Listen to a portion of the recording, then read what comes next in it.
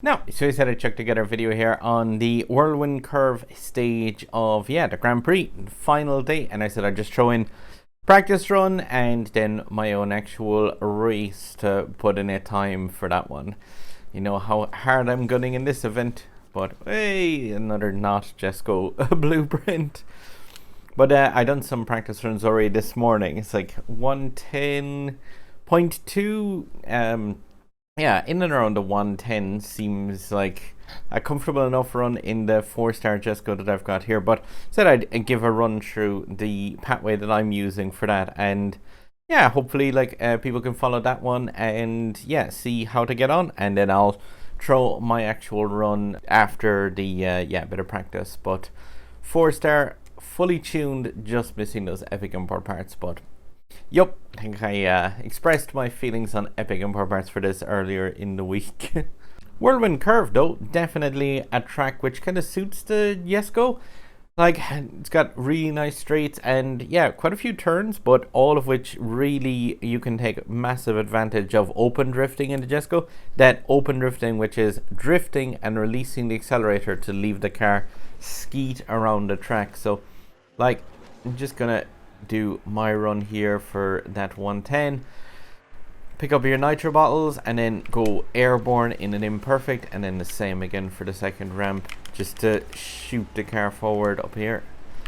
A nice low shockwave onto this ramp. Don't go above the area with the lights, because you can end up going way too far and overshooting this tunnel area and having to like adjust yourself too much coming back into it.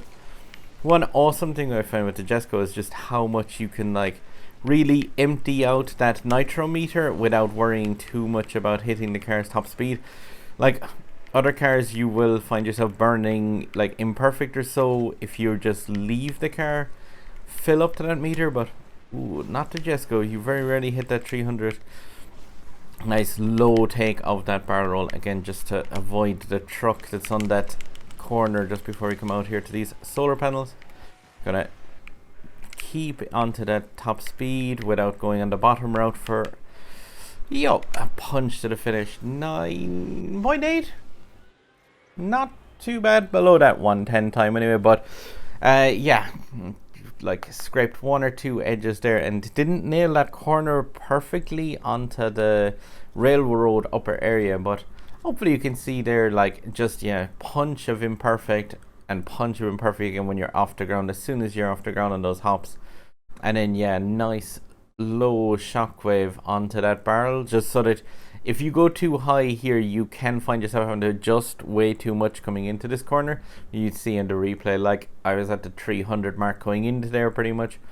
Messed up a tiny bit, like I said, on this corner coming down, but you can get a little bit of extra rotation sometimes in the Jesko. But yeah, I just drifted a bit too hard, lost a small bit of speed, but still under 1 minute and 10 time. That's not too bad really. And oh yeah, that point here where you can see, like, if you hit that barrel roll ramp here and kind of go a bit too high on it, when you actually flick forward and land here, you'll find that it's very easy to end up inside the van there that's like parked. And yeah, with the two cars together, especially on that side, if you go into those, it's just run over. You're not doing a decent run. So just go low on the barrel roll and then just see if you can like bring load that speed in here.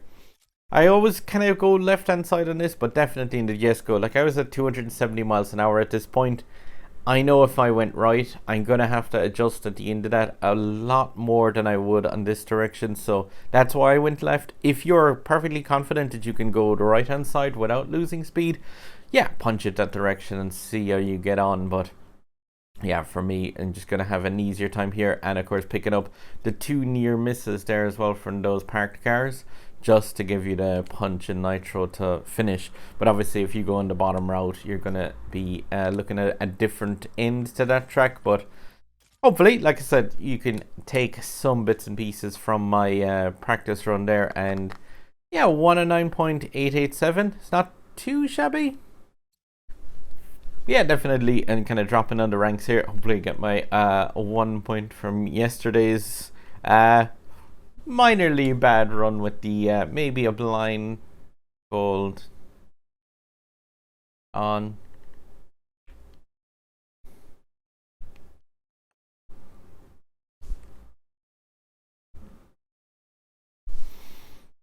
What? Like, why? How? But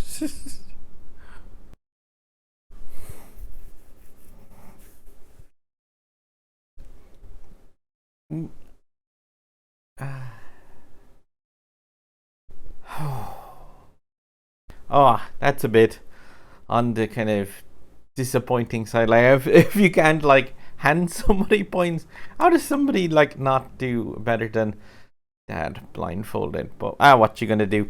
I don't know. I might punch in an actual good time in that case if somebody's like, yeah, really not trying in this GP. For the last stage, I might do the old try hard. Ah, crap. That didn't seem good. Oh, that's unfortunate. How is that even possible? That's like, oh man. They managed to knock the Eleanor buttons out of this controller? Well, that's impressive. Oh, fantastic, yeah, and the A button? So, oh, I mean, I guess I could wait to fix this, because now, like, I won't have an accelerator, but I mean, I have the B button, so I've got brake and nitro. You know, I think I can press the A button through this to get this race started, but yeah, I should be okay, I'd say, to do this time. I mean, I don't need the accelerator too much, do I? I've got drifting. This should be grand. Oh, I mean, I'm not going to be able to accelerate at the start because I don't have any buttons. I'll have to see. Yeah, so I won't be able to go forward. It's always going to be unfortunate. I just have to go backwards a bit at the start, I guess. Because, yeah, like, I won't be able to start off by moving forwards here. So, let's see. Go backwards a bit. I know it's the wrong way, game. You have to send me forward. There we go. Start off our nitro. And we're just going to make use out of open nitro bit. Oh, I'm sure I should be okay with this. I mean, the Jesko doesn't really need an accelerator button. You can just drift into the shockwave. Oh, come back here. I'll get you. And drift into this cave. Oh, shockwave, drift, shockwave. If anyone ever tells you that open drifting isn't overpowered, by the way, yeah, they're wrong, or they don't know how to do it. Oh, the straight's gonna get me. Drift, nitro. Oh, I'm gonna need to slow down a bit here to drift some more. Oh, I can get you. Come back. Drift. Oh, will I get the shockwave? Oh, I won't. Too slow.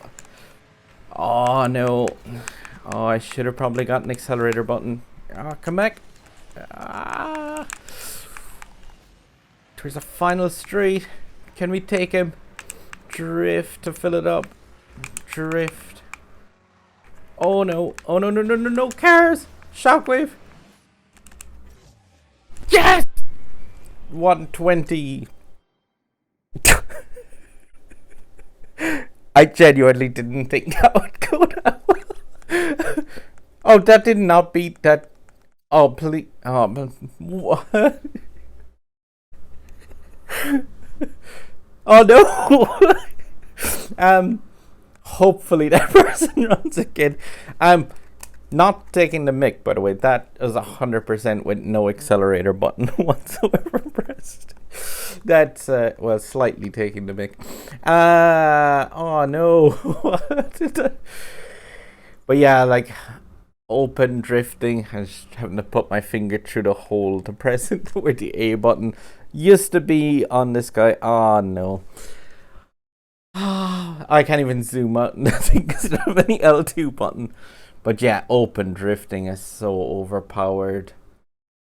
Oh, I hope that person has more runs and goes again, because yeah. There we go. That's a decent enough time put in. 120. Oh. Anyway, 4 points. It's